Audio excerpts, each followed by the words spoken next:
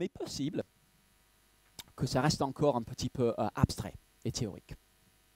Un beau récit, mais peut-être que pour certains d'entre nous, en tout cas c'est mon cas, on a encore besoin d'aide pour passer du grand panorama aux implications pour notre vie quotidienne avec Dieu. Et c'est ça notre sujet pour les séances qui nous restent jusqu'à l'été. Il nous en reste 4, y compris celle d'aujourd'hui, et on va se poser une question très simple. C'est quoi la vie chrétienne normale? C'est quoi la vie chrétienne normale? À la lumière de ce grand plan de Dieu pour sauver le monde, ça signifie quoi d'être chrétien? Qu'est-ce que ça veut dire pour nous et pour notre manière de vivre? Et donc, petit exercice pour commencer, en haut de la première page, vous avez des mots dans un encadré. Selon vous, lesquels des mots suivants décrivent la vie chrétienne, entre guillemets, normale? Vous allez peut-être vouloir peut-être juste prendre, je ne sais pas, 30 secondes, 1 minute pour lire individuellement, et puis encore 3-4 minutes pour discuter en groupe autour des tables. C'est parti. Ok, qu'est-ce qu'on en pense? Je vais vous inviter à lever la main. Ah oui, je suis machin comme ça. Victoire, levez la main si vous avez coché Victoire. Ok, ouais. Beaucoup de personnes, peut-être pas tout le monde. Lutte. Ouais, quasiment tout le monde, j'ai l'impression. Joie. Tristesse. Ouais, encore des mains. Ok, ça marche. Confort. Quelques personnes. Ok. Ennui. Ok, merci. Tu peux partir si tu veux. Hein. Il en faut toujours un pour faire l'agent provocateur. Action. Attente. Paix. Perplexité. Moitié-moitié. Beaucoup qui sont perplexes en fait par rapport à ça. Ça marche. Ok. Alors pourquoi cet exercice? Simplement parce que sur la question de quelle est la vie chrétienne normale et quelles attentes avoir pour la vie si on est chrétien, il y a malheureusement beaucoup de confusion aujourd'hui dans les églises qui se disent chrétiennes. On pourrait faire un tour des églises de la région parisienne et on verrait pas mal de divergences sur la question. Alors, en extrême, il y a le fameux évangile de la prospérité. Peut-être que vous avez déjà entendu l'expression. C'est l'enseignement qui dit que si on est chrétien, on peut s'attendre à avoir une santé parfaite, beaucoup d'argent et à épouser un top modèle. Et il a ses versions plus light. Jésus veut t'aider à réussir dans tous les projets que tu t'es choisis, l'évangile du développement personnel, on pourrait appeler ça. Et je ne vais pas m'attarder là-dessus. Pas besoin de passer longtemps à l'église Connexion pour apprendre que l'évangile de la prospérité est une erreur grossière, et c'est une erreur, même si c'est une erreur malheureusement assez répandue. Et puis, à l'autre extrême, on a ce qu'on pourrait appeler l'évangile social. L'évangile social. Pas tant l'évangile de la prospérité, mais l'évangile social, c'est-à-dire l'idée que être chrétien se résume au fait d'être une bonne personne et d'essayer d'améliorer la société. La vie après la mort, le ciel, l'enfer, même l'existence de Dieu, parfois, on n'en sait pas grand-chose. Et en fait, ce n'est pas ça qui est important. Être chrétien, c'est être une personne vertueuse qui fait du bien aux autres. Et si on veut faire intervenir Jésus dans cette approche, c'est simplement comme un exemple d'altruisme à imiter, pas comme celui qui est mort pour nos péchés. Alors bien sûr, si on est chrétien, c'est important de faire du bien aux autres. Mais dire que la vie chrétienne normale se résume à être une bonne personne pendant notre vie sur terre et que ça s'arrête là, alors que Jésus est mort pour offrir la vie éternelle, c'est aussi une très grosse erreur. Et une erreur qui, elle aussi, est malheureusement assez répandue. Et puis, il y a ce que j'appelle l'évangile bourgeois. Et les amis, c'est là que je vois le plus grand danger pour nous. En tout cas pour moi. Ce que j'appelle l'évangile bourgeois, c'est une vision de la foi chrétienne où, au fond, on vit pour les mêmes choses que tout le monde. Oui, on est contre le côté bling-bling de l'évangile de la prospérité. Nous, on ne réduirait jamais la vie chrétienne au simple fait d'être une bonne personne. Mais au fond, ce qu'on veut, c'est juste avoir une vie confortable. L'évangile bourgeois. Un auteur résume les choses de cette façon. Aujourd'hui, dans l'ensemble, les chrétiens ne vivent plus pour le ciel et ne comprennent donc plus, et encore moins ne pratiquent, le détachement du monde. De nos jours, la non-conformité au monde se limite aux moyens que le monde adopte pour atteindre ses objectifs et touche rarement les objectifs eux-mêmes. Dit autrement, trop souvent, la vie normale des chrétiens n'est pas très différente de la vie normale de n'importe qui. Souvent, les seules différences entre chrétiens et personnes pas encore chrétiennes concernent les moyens qu'on est prêt à utiliser pour obtenir ce qu'on veut, pas les choses qu'on veut elles-mêmes. On veut une belle maison, on ne va juste pas tricher sur nos impôts pour l'acheter. On veut une carrière bien payée, on évitera juste de marcher sur les pieds des autres pour avancer. On veut X, que veut tout le monde, on essaiera juste de respecter un minimum de morale chrétienne pour l'obtenir. Mêmes objectifs que tout le monde, juste différents moyens d'y arriver. Mais est-ce que c'est ça, la vie chrétienne normale, selon la Bible? Est-ce que c'est ça la vie à rechercher si on a compris quelle est notre place dans le grand projet de Dieu? Qu'est-ce que la vie chrétienne normale? Alors heureusement, on n'est pas obligé de spéculer parce que la Bible ne nous laisse pas dans le noir. Elle parle notamment de 3 marques distinctives de la vie chrétienne entre guillemets normale. En bas de la page, il y a un extrait de la Bible, de la lettre aux Colossiens, et on va faire comme d'habitude, c'est-à-dire qu'on va tourner entre les tables. Donc je ne sais pas si à la table de Franck, quelqu'un pourrait lire ce Colossiens 1, 4 et 5 qui sont là en bas de la page. Franck, tu veux bien? Lève-toi, comme ça tout le monde entendra. Donc contexte, Paul écrit à un groupe de jeunes chrétiens. Et voici ce qu'il dit.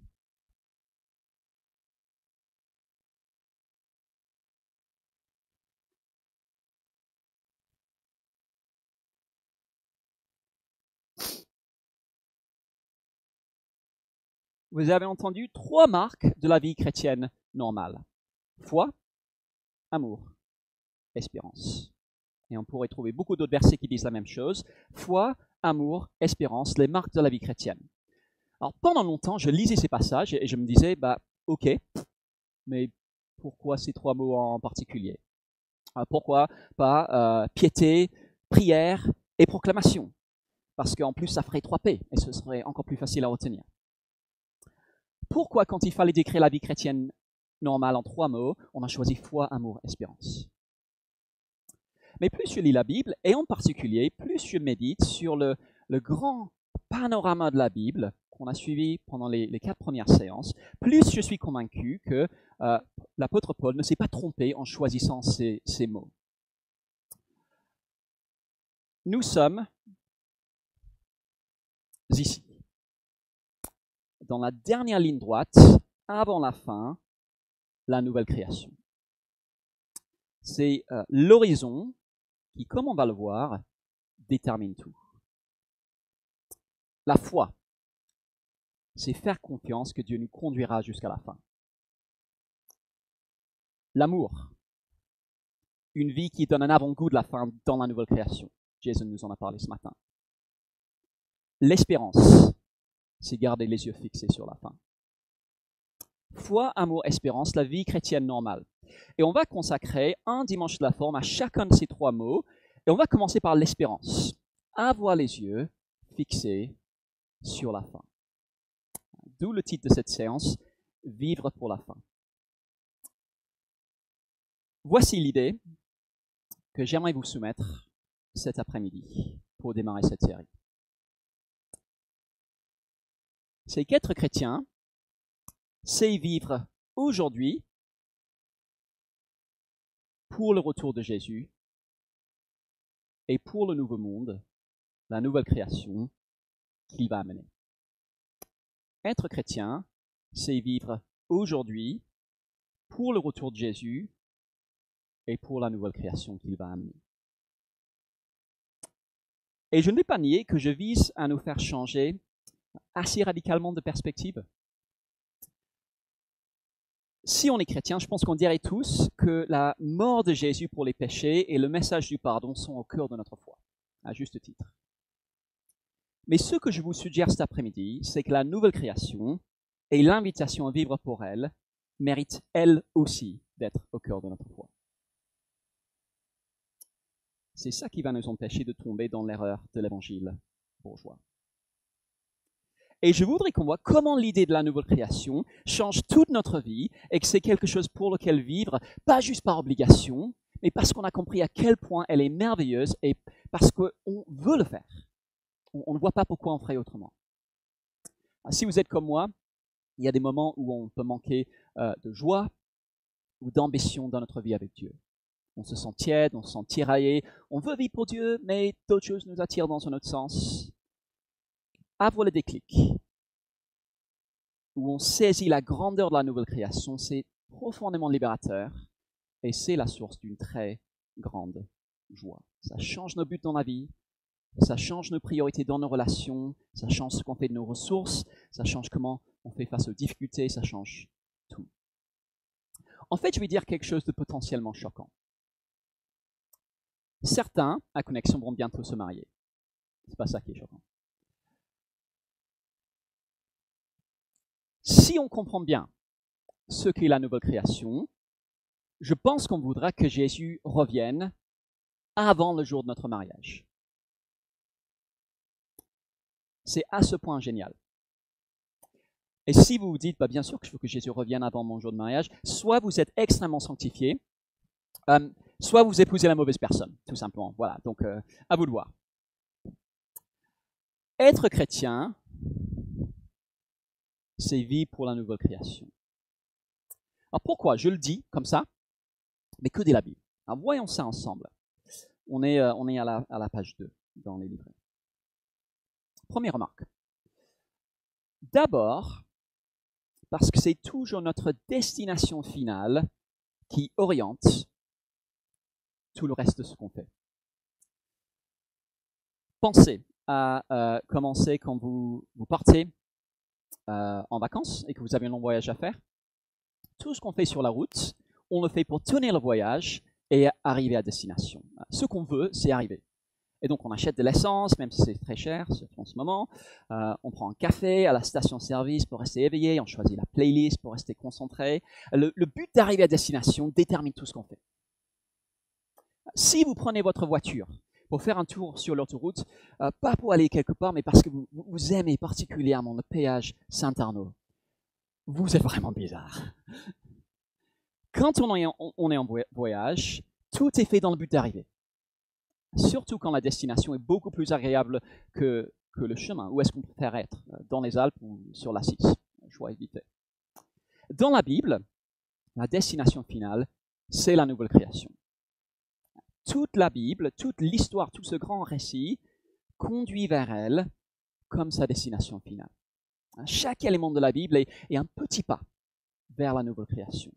C'est la conclusion, c'est le dénouement, c'est le moment qu'on attend. Et donc, si toute la Bible est orientée vers la nouvelle création, normal que le chrétien le soit aussi. Destination finale, la destination finale oriente tout le reste. Deuxième remarque. La nouvelle création est centrale parce que c'est là que s'accompliront pleinement les promesses de Dieu. C'est un thème super important dans la Bible. On a eu l'occasion de le voir. Dieu est un Dieu qui fait des promesses. Des promesses à Abraham, à David, dans les livres des prophètes. Et ce sont des moments hyper importants. Dieu qui fait des promesses de vie, des promesses d'un lieu où Dieu habitera avec son peuple, des promesses de bénédiction, des promesses d'une relation avec lui. Mais où ces promesses vont-elles se réaliser? L'évangile de la prospérité dit ici et maintenant. Alors, regardez, Dieu promet la fin de nos maladies. Il promet la richesse, il promet une vie sans souffrance. C'est écrit dans la Bible. Et c'est vrai, c'est écrit dans la Bible. Mais d'après la Bible, où et quand ces promesses vont-elles s'est réalisé. Est-ce qu'on peut lire, ça a été lu ce matin, mais on va le relire, Apocalypse 21, 1 à 4, si quelqu'un de cette table-ci veut bien.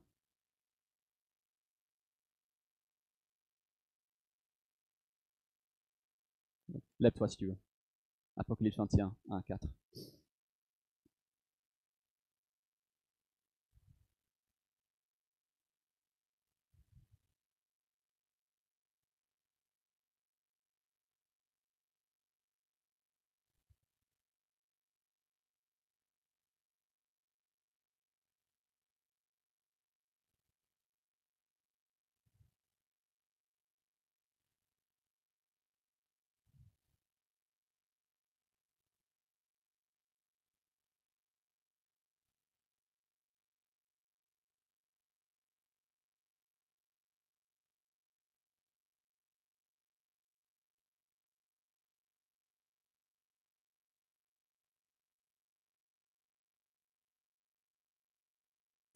Merci. Voilà la mort engloutie. Dieu déverse ses bénédictions, il essuie toutes les larmes. Toutes ses promesses se réalisent pleinement. Mais où? Dans la nouvelle création. Troisième remarque. Un autre grand thème dans la Bible, on l'a vu, c'est celui du roi qui régnera éternellement. On l'a vu avec David et la promesse que Dieu lui a faite quand ses descendants auraient un royaume éternel. Mais où est-ce qu'on verra ce roi régner? Jean 18, verset 36. Est-ce que quelqu'un de cette table-ci pourrait lire Jean 18, verset 36?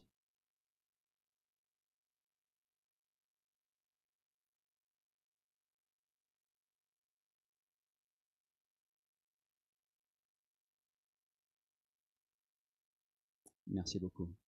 Donc voilà Jésus, juste avant sa crucifixion devant le gouverneur romain Ponce Pilate.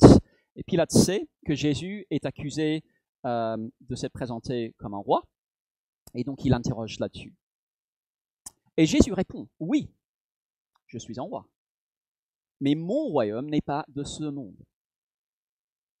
C'est seulement dans la nouvelle création qu'on verra Jésus régner. Il règne déjà, mais on le verra de nos yeux seulement dans la nouvelle création. Encore une fois, tout pointe vers ça. Quatrièmement, Dieu nous sauve pour la nouvelle création. Les chrétiens ont l'habitude de dire que Dieu nous sauve de nos péchés, et c'est juste. C'est tout aussi juste de dire que Dieu nous a sauvés pour la nouvelle création. On n'est pas juste sauvé de quelque chose, on est sauvé pour quelque chose. Romains 8, verset 24. Si quelqu'un veut bien lire ce verset.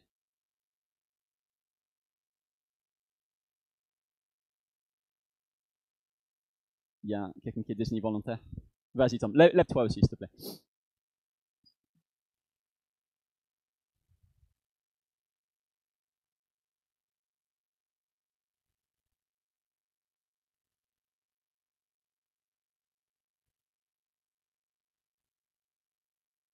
Merci beaucoup.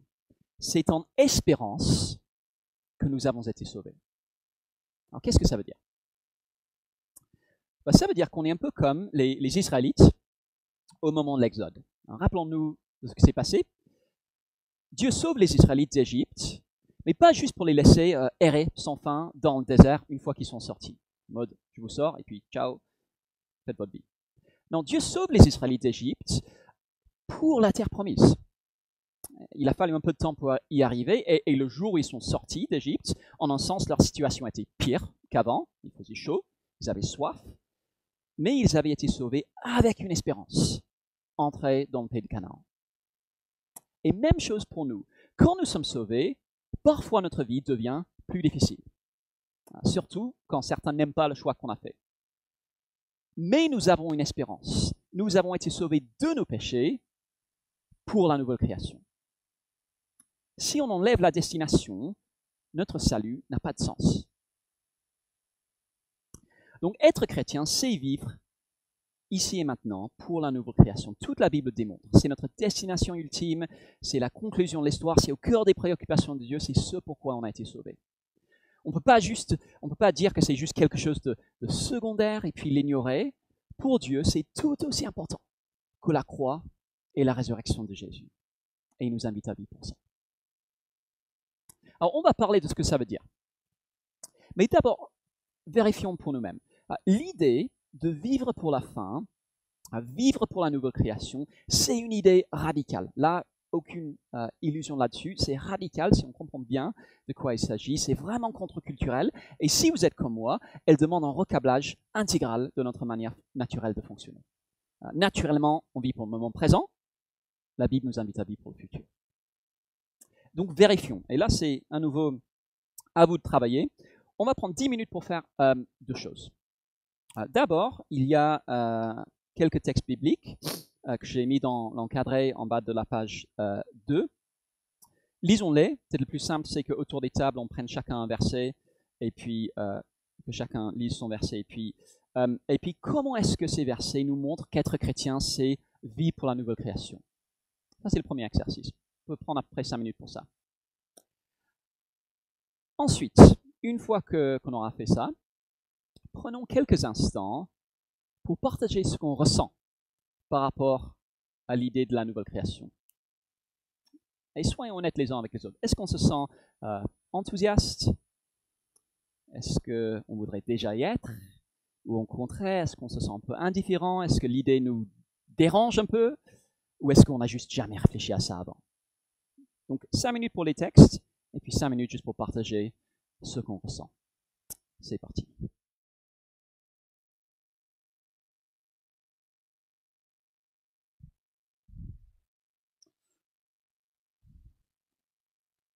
Ok les amis.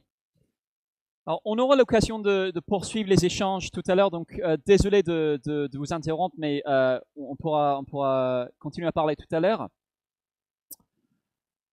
Alors, je ne sais pas ce que vous avez pensé des textes qu'on a lus au début. C'est vrai qu'il y en a plusieurs qui disent les choses vraiment de façon cash. Vivre, c'est le Christ, et mourir est un gain. Ce serait mieux de mourir pour être avec Jésus que de rester ici. Et il ne dit pas ça parce qu'il est déprimé. Il le dit parce qu'il est lucide. Si c'est pour cette vie seulement que nous espérons en Christ, nous sommes les plus à plaindre de tous. Pas de nouvelle création, pas la peine d'être chrétien. La Bible est limpide. Être chrétien, c'est vivre pour la nouvelle création. Sans la nouvelle création, autant ne pas être chrétien. Mais qu'est-ce qu'on ressent par rapport à tout ça? Je ne sais pas ce que vous avez pu vous dire autour des tables. C'est possible que pour certains, ce soit mais vraiment et sincèrement un sujet de joie. Je veux bien imaginer qu'il y ait plusieurs personnes ici pour qui, juste sans faux semblant, c'est vraiment purement un sujet de joie. Si vous êtes comme moi, par contre, quand on commence à réfléchir à ces questions, on peut se sentir un peu ambivalent. Pas très sûr d'être à l'aise. Peut-être qu'on se rend compte qu'il y a plein de choses qu'on veut faire avant que Jésus revienne. On veut se marier, on va avoir une famille, on va acheter une maison. Merci de ne pas revenir avant, s'il te plaît, Seigneur. Peut-être qu'on trouve un peu bizarre de vivre pour quelque chose qu'on ne verra peut-être qu'après notre mort. Peut-être qu'on ressent même de la colère à l'idée que Dieu serait moins intéressé par ce monde-ci que par celui à venir. Ou peut-être tout simplement que ça ne nous fait ni chaud ni froid parce qu'on n'y a jamais réfléchi avant. Qu'est-ce qu'on peut savoir de toute façon? Quand on se rend compte que Dieu dit une chose et que nos sentiments disent une autre, il y a plusieurs options. On peut se fâcher avec Dieu et lui dire qu'il se trompe. Tu nous dis toutes ces choses sur une nouvelle création, mais c'est parce que tu es un rabat-joie et je ne suis pas intéressé. C'est assez clairement une erreur. Une autre option, au lieu de pointer Dieu du doigt, c'est de nous culpabiliser nous-mêmes. Quel impie que je suis de ne pas assez désirer ce que désire Dieu, malheur à moi. Et ça, on le fait très souvent, ça ne marche pas non plus.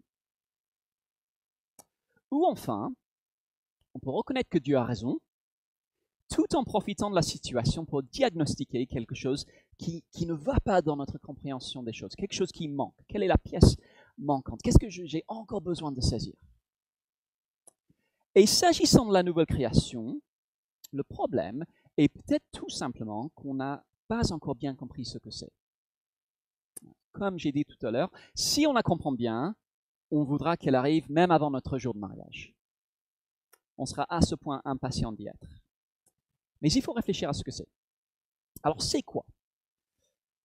Possible que, Jason y a fait allusion ce matin, possible que pour certains, si ça me permet, vous imaginez quelque chose comme ça. La caricature du paradis, entre guillemets, comme on dit, le mot n'est pas dans la Bible, mais la caricature du paradis, un ange habillé en blanc qui joue de la harpe, et si vous faites de la harpe, c'est très bien. Y a pas de, je ne vous vise pas particulièrement, ou bien un monde baigné de blancheur qui fait mal aux yeux et qui n'a pas l'air de donner très envie à Jim Carrey non plus. Ce n'est pas ça. Qu'est-ce que c'est? Voyons ça dans la Bible, et on est à la page 3 dans les livrets. D'abord, la nouvelle création, c'est une vraie création. Alors, je crois qu'on en est à cette table-là, table d'Erwan. Est-ce que quelqu'un peut lire Ésaïe, chapitre 11, les versets 6 à 9?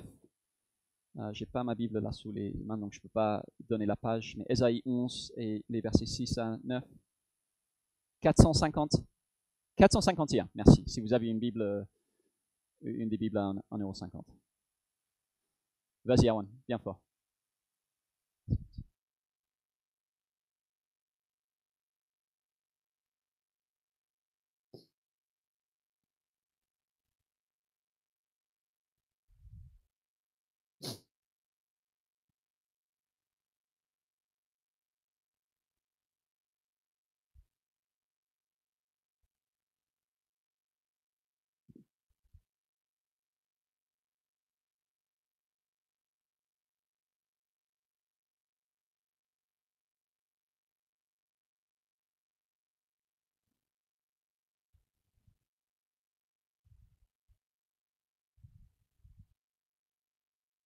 Vous avez entendu, pas un monde éthéré et irréel, ce sera une création, une vraie, un monde physique.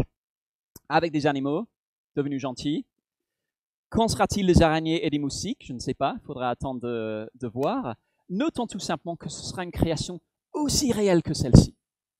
Dieu a fait une première création, il va en faire une seconde, mais une vraie. On rencontre parfois cette idée que tout ce qui est physique, Dieu ne s'y intéresse pas vraiment, et qu'au ciel, comme on dit, on laissera tout ça derrière. Ce n'est pas la foi chrétienne, ça. Ça, c'est Platon, c'est pas la foi chrétienne. La nouvelle création sera une vraie création où nous aurons des corps physiques. Philippiens 3, versets 20 et 21. Je crois que on est à cette table-là, table de Denora. Est-ce que quelqu'un peut lire Philippiens 3, 20, 21 et dites la page aussi. Ouais, mais pour les autres qui l'ont. 772. Vas-y, alors, lève-toi aussi.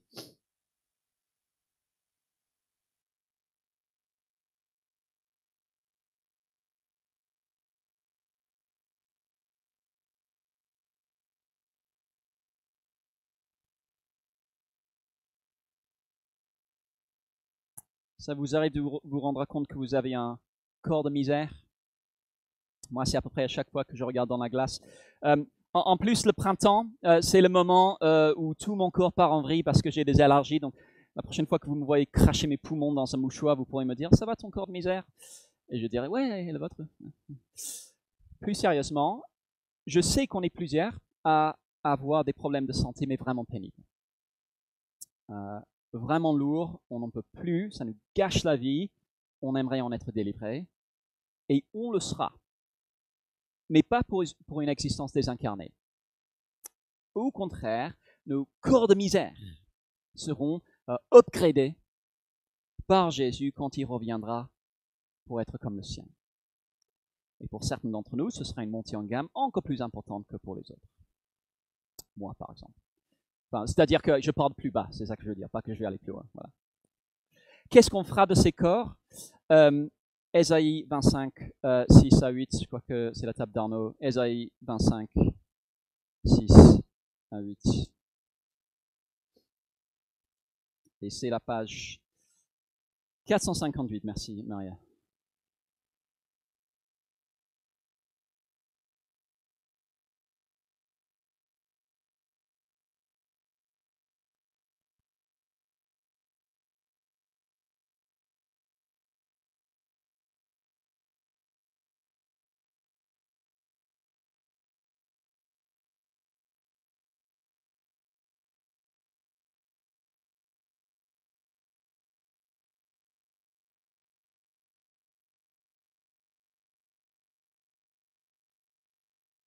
Bonne nouvelle pour les Français, on utilisera nos corps glorifiés pour bouffer.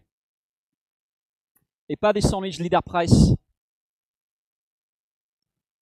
Bah, il y a de la moelle, donc ça présuppose la viande. Ouais.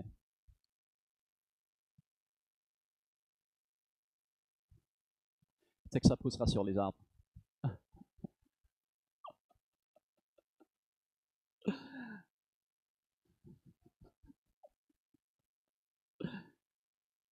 En tout cas, il ne s'agit pas de sandwich Leader Price à l'arrache parce qu'on n'a que 5 minutes avant de retourner travailler. Des plats succulents, les meilleurs vins. Prenez 2 secondes pour penser au meilleur repas que vous avez jamais mangé. Tout le monde a pensé aux fish and chips. Maintenant, essayez d'imaginer le même repas, mais puissance 100 en termes de qualité. Et ce n'est encore qu'une onde de la gastronomie de la nouvelle création. Ce sera une vraie création et on a déjà sous-entendu une meilleure création. Ésaïe 2, verset 4, table précis là-bas, c'est page 446.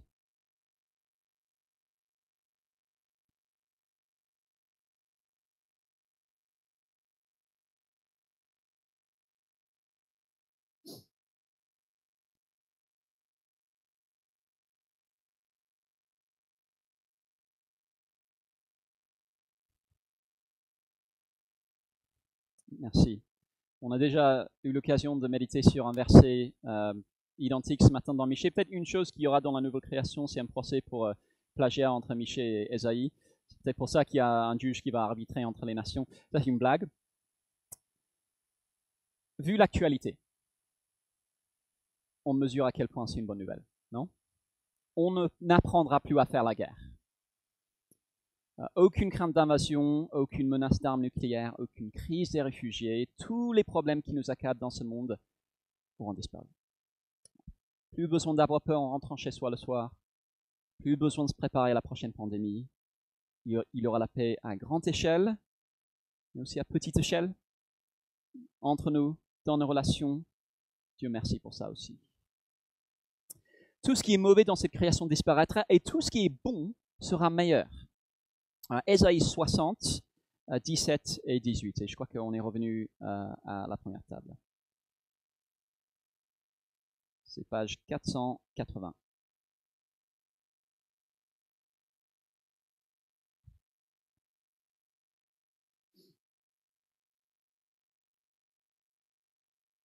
Vas-y Yann, lève-toi.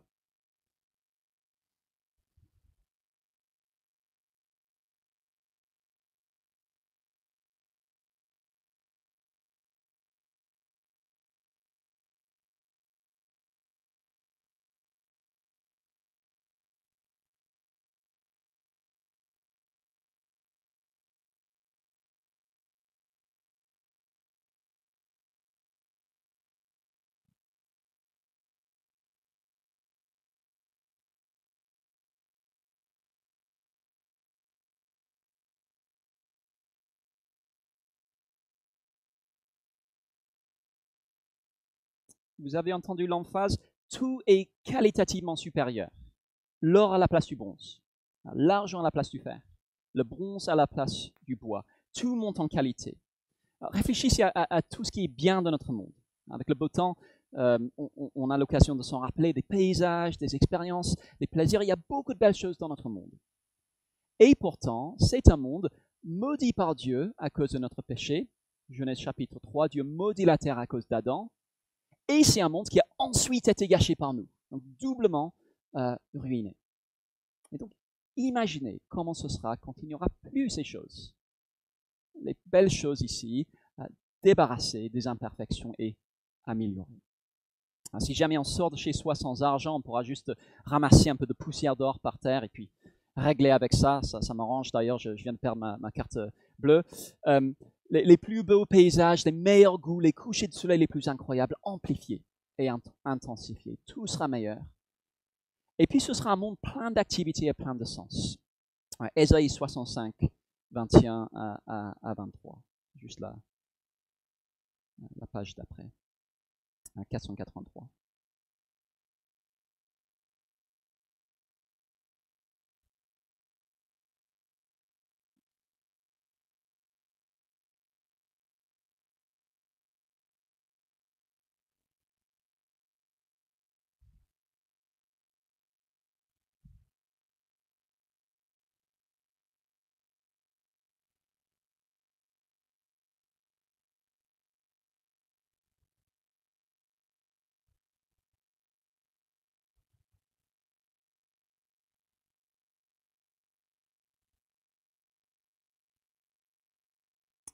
Merci beaucoup.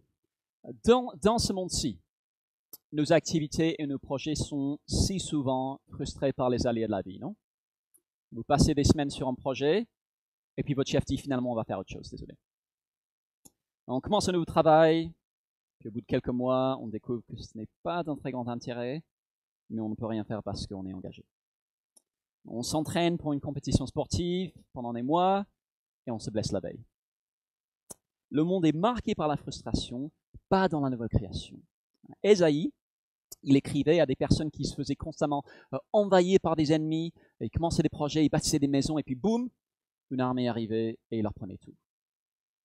Finis cette frustration-là dans la nouvelle création. On ne construira plus une maison pour que quelqu'un d'autre nous la prenne.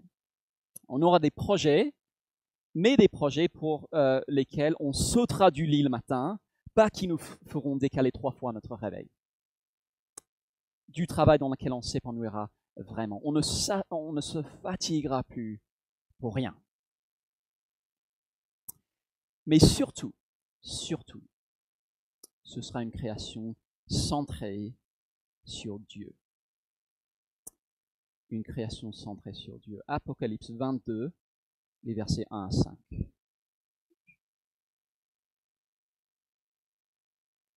Facile à trouver, c'est la dernière page. Vas-y, Cédric.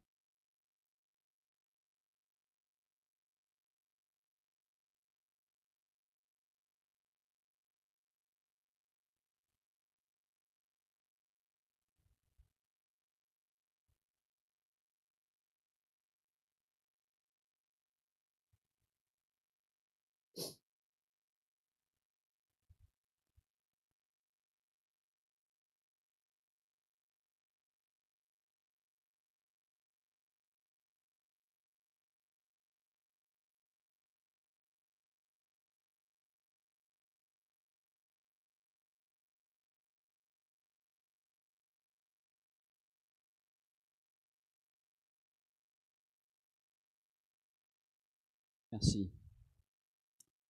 On a tous une soif relationnelle. Et dans la nouvelle création, cette soif-là sera comblée, enfin, parce qu'on sera avec notre Dieu. La distance qu'on peut parfois ressentir vis-à-vis de lui aujourd'hui disparaîtra. La relation sera sans entrave et sans imperfection. Et il y a des petits indices qui le montrent. Je ne sais pas si vous avez remarqué ça. Partout dans la Bible, personne ne peut jamais voir le visage de Dieu. Moïse voit Dieu, mais seulement de dos. Mais dans la nouvelle création, on verra son visage. Enfin, la vraie proximité. Fini nos doutes, fini nos luttes, fini notre tiédeur. On fera ce pourquoi on existe et ce qui nous permet d'être vraiment humain, adorer Dieu. Et en fait, les autres bonnes choses dont on a parlé serviront à nous rappeler sa bonté à lui. Ce sera une relation dont on n'a que les plus petits reflets dans cette vie. Dans les moments les plus intimes d'un mariage, ou les moments les plus chaleureux dans une amitié, ou les moments les plus proches avec un père ou une mère, de faibles ombres de la relation avec Dieu dans la nouvelle création. Parce que ce monde-ci, ce n'est que la maquette de celui qui vient. C'est juste un modèle imparfait. C'est comme la maquette en plâtre faite par un architecte, ça donne un aperçu de ce qui se prépare, mais c'est juste la préparation. La réalité est encore à venir. Alors, qu'est-ce qu'on ressent? Probablement, on a encore besoin de temps pour digérer, mais j'aimerais nous inviter à laisser travailler notre imagination. On lit ces textes qui parlent de l'espérance et de la nouvelle création, et le danger, c'est qu'on les lise et qu'on se dise, bah oui, ok, ça je connais, c'est bon. Mais est-ce qu'on connaît? Pas si sûr. Si ça ne fait pas brûler notre cœur, c'est qu'on ne connaît pas si bien que ça. Est-ce qu'on prend le temps de laisser la Bible nourrir notre imagination et nous faire rêver? Parce que sinon, même si on dit de nos lèvres que ton règne vienne, notre cœur risque encore d'être loin. Et ça, c'est une religion de façade. Un auteur qui est très fort pour éveiller notre imagination dans ce domaine, c'est C.S. Lewis, dans les livres Le Monde de Narnia. Je ne sais pas si vous les avez lus. Si vous ne les avez pas lus, ce sont des livres pour enfants, mais très bien pour les adultes aussi. Et je vous les conseille. Il s'agit de 4 enfants qui passent de notre monde à un monde imaginaire qui s'appelle Narnia. En fait, c'est une allégorie de la foi chrétienne. Et vraiment, je vous recommande vivement ces livres, même si vous les avez jamais lus avant. C'est des livres pour enfants, mais très bien pour les adultes aussi. Et à la page 4 du livret, j'ai mis un extrait de la conclusion du dernier tome de la série, où les enfants arrivent enfin dans le nouveau Narnia, l'équivalent de la nouvelle création. Je vais juste vous lire un extrait, quelques petits extraits.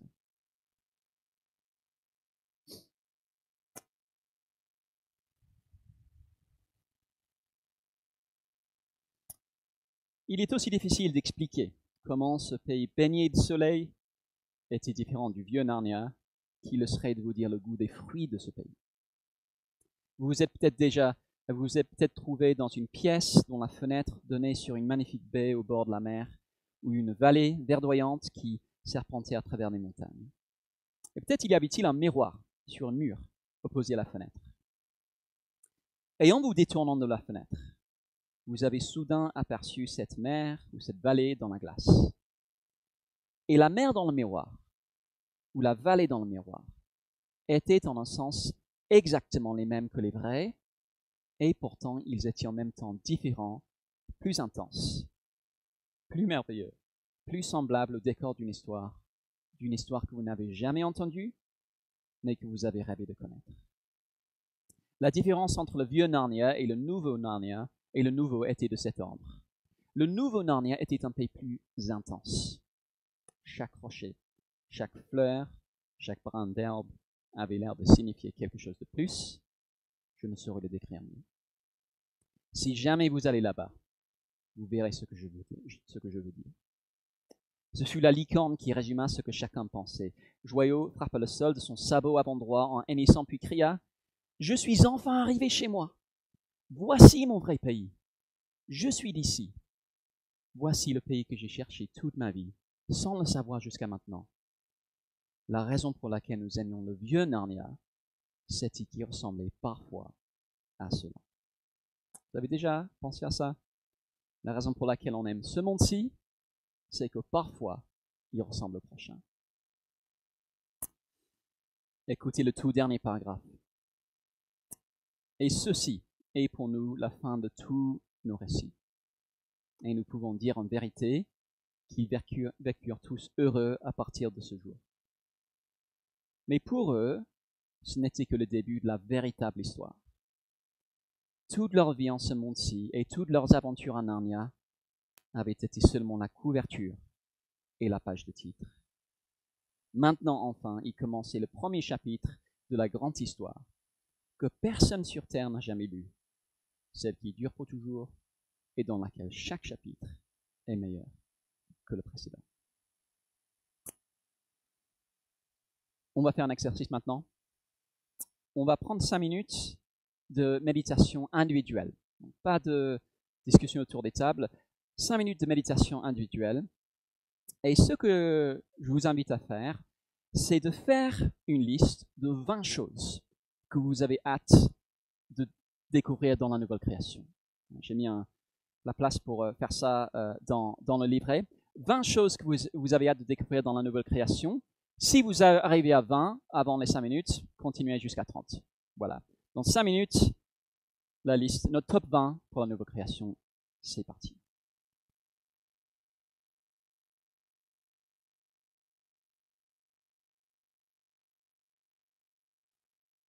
La personne qui a éternué, j'espère que ça va, ton corps de misère. On va faire une pause là maintenant et vous pourrez continuer quand vous voudrez. Le but de cet exercice, c'est de laisser travailler l'imagination. C'est pas grave si on est, voilà, si je sais pas, on a pensé au golf et puis il n'y a pas de golf dans Nouvelle Création, je vais pas venir vous voir en disant ah tu vas. Mais le but, c'est de laisser travailler notre imagination. C'est important, je pense, de le faire. On a commencé en se posant la question, c'est quoi la vie chrétienne normale? Et l'idée que je vous ai posée, c'est que être chrétien, c'est vie pour la nouvelle création. Alors, qu'est-ce que ça veut dire en pratique? On va continuer à réfléchir à cette question la prochaine fois, parce que le thème sera ce qu'on fait maintenant sur le chemin vers la nouvelle création. En même temps, en un sens, je ne veux pas non plus être trop prescriptif. Je préfère qu'on saisisse chacun l'importance de la nouvelle création et qu'ensuite on réfléchisse individuellement aux implications pour notre vie. Mais voici quelques pistes. C'est la page 6 dans les livrets. Voici quelques pistes. D'abord, y mettre toute son espérance. Toute son espérance. Juste quelques derniers versets, je ne sais plus où on était, je crois qu'on était là. 1 Pierre 1, verset 13.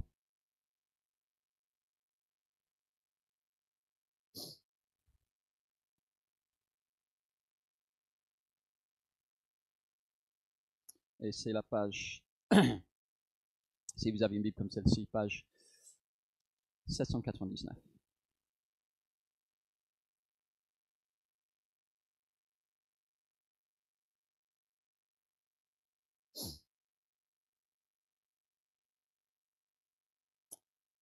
Voilà. Ce n'est pas faites votre vie et si jamais il vous arrive quelque chose, vous êtes couvert. C'est mettez toute votre espérance dans le retour de Jésus. Attendez-le plus que toute autre chose.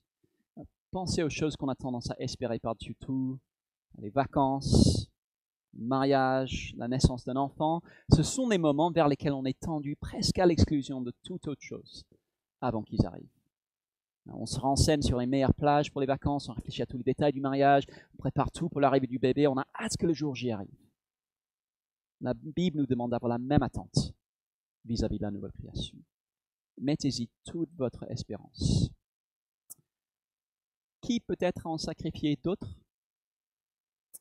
Je suis en France depuis assez longtemps pour avoir compris, je crois, quel est le rêve français. S'installer à la campagne, dans une belle région, et manger du fromage. Je sais que c'est ça, parce que ça me tente aussi. Mais ce rêve peut, et je dis bien peut, parfois entrer en collision avec le service de Dieu. Si on vit en rase campagne, souvent, pas beaucoup d'églises évangéliques dans les alentours, ni beaucoup de personnes évangélisées. Vous pouvez évangéliser les vaches, mais pas sûr que les vaches soient dans la nouvelle création. Quoique, peut-être pour nous faire des steaks. Si on met toute notre espérance dans la nouvelle création, on est libre de ne pas tout avoir maintenant. Quand Jésus reviendra, on pourra manger tout le camembert qu'on veut. En attendant, si on met toute notre espérance dans la nouvelle création, on est libre de ne pas être tiraillé entre ce que la société dit que je dois avoir et ce que le Seigneur me dit de rechercher. Espérer. Pour pouvoir le faire, il faut aussi méditer dessus. On vient de faire un exercice de méditation. On médite beaucoup plus qu'on ne le croit, en fait. Certains méditent sur les habits qu'ils veulent pour leur garde-robe, d'autres sur la déco de leur appartement, d'autres sur le grand chelem de l'équipe de France de rugby, pas moi. Je connais quelqu'un qui, en apprenant l'importance de la nouvelle création dans la Bible, a choisi de mettre son réveil un quart d'heure plutôt chaque matin pour méditer dessus. Est-ce qu'on pourrait faire la même chose? Avoir un moment de méditation régulière là-dessus. Si un quart d'heure vous paraît trop, essayez 5 minutes pour commencer. Ou dans les transports, au lieu d'aller sur Instagram, prenez quelques minutes pour méditer sur combien la nouvelle création sera mieux que ce qu'on voit sur Instagram. Il y a de la marge. Et enfin, investir dans ce qui durera jusqu'à dans la nouvelle création. Matthieu, dernier verset, Matthieu 6, 19 à 20. Je crois qu'on est là-bas. Matthieu 6, 19 à 20. C'est normal, ouais, parce que je pense qu'on n'a pas le temps. Mais vous pourrez lire le psaume 84 si vous voulez. Et c'est page 621.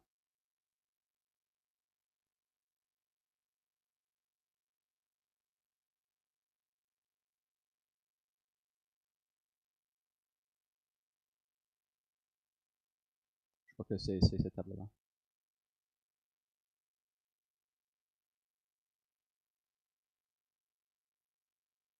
Matthieu 6, 19 à 20.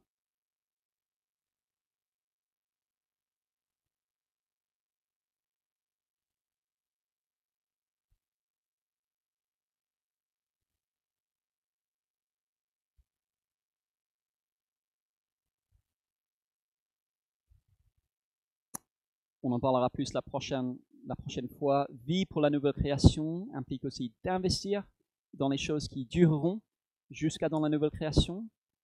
Quelles sont ces choses? Comment y investir? On verra la prochaine fois. Mais pourquoi pas réfléchir à ce que la Bible en dit d'ici là? Si vous êtes motivé, je vous ai mis un petit devoir en bas de la page que vous pourrez faire si vous voulez. Ce n'est pas ce qu'on va faire maintenant. Ce qu'on va faire maintenant, c'est passer à la dernière page dans le livret et juste prendre encore 5 minutes de méditation individuelle sur la question dans l'encadré. Quel impact sur ma vie si je prenais au sérieux l'appel à vie pour la nouvelle création? Et puis, au bout de 5 minutes, on pourra discuter dans les groupes autour des questions qui sont en dessous. Et puis, ce sera la fin. C'est parti.